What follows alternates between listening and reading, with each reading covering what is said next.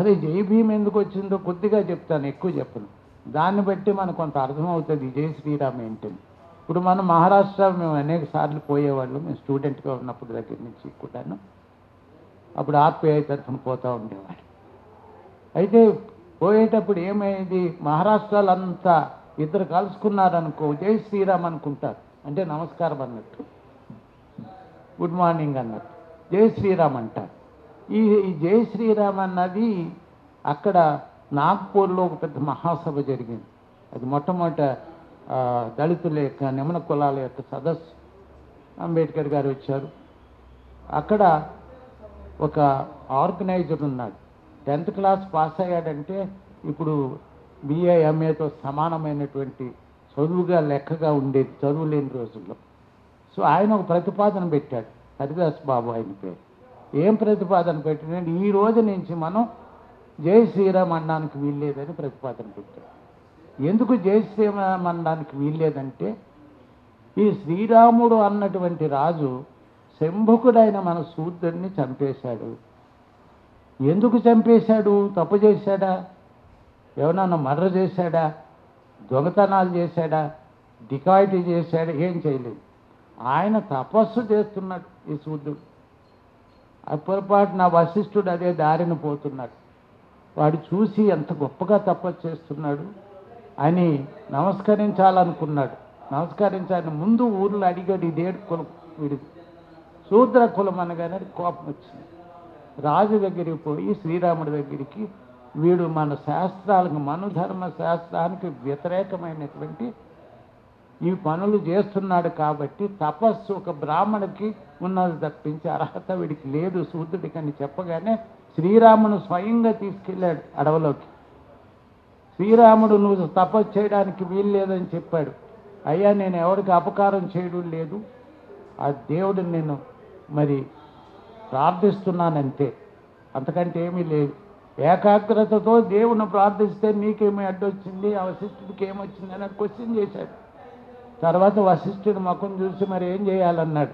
మన శాస్త్రం ప్రకారం వాడికి మరణశిక్ష విధించాలన్నాడు. మరణశిక్ష మరి అయోధ్య వెళ్ళాలి, అక్కడ మరణశిక్ష ఉండాలి. స్వయంగా రాముడే తన వరలో ఉన్నటువంటి కత్తిని తీసి తల నరికేశాడు శత్రుకుడు.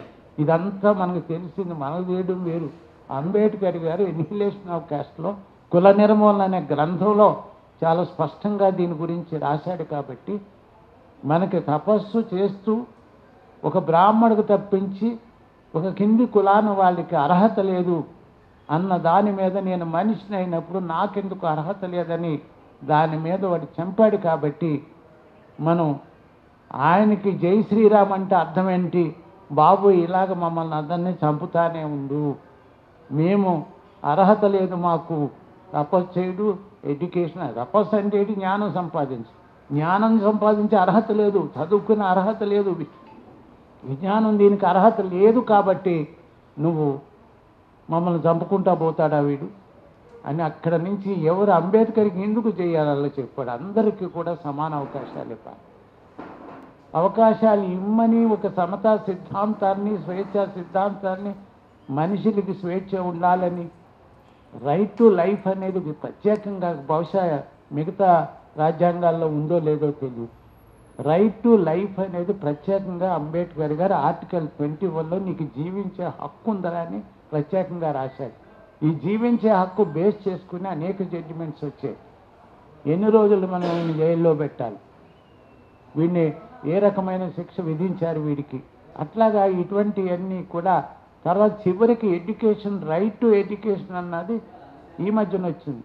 అంతకుముందు రైట్ టు ఎడ్యుకేషన్ లేదు. కాబట్టి జీవించే హక్కులో రైట్ టు ఎడ్యుకేషన్ ఉంది, రైట్ టు వేజెస్ ఉంది, మినిమం వేజెస్ అని కోర్టులు ఇంటర్ప్రిట్ చేసినటువంటి ఒక గొప్ప ఆర్టికల్ అది. సో కుల వ్యవస్థ అసమానతలు పోగొట్టడానికి మరి అనేక ఆర్టికల్స్ రాసుకొచ్చాడు. Directive principles of state policy మనం అంతా కూడా చదువుకుంటున్నాం.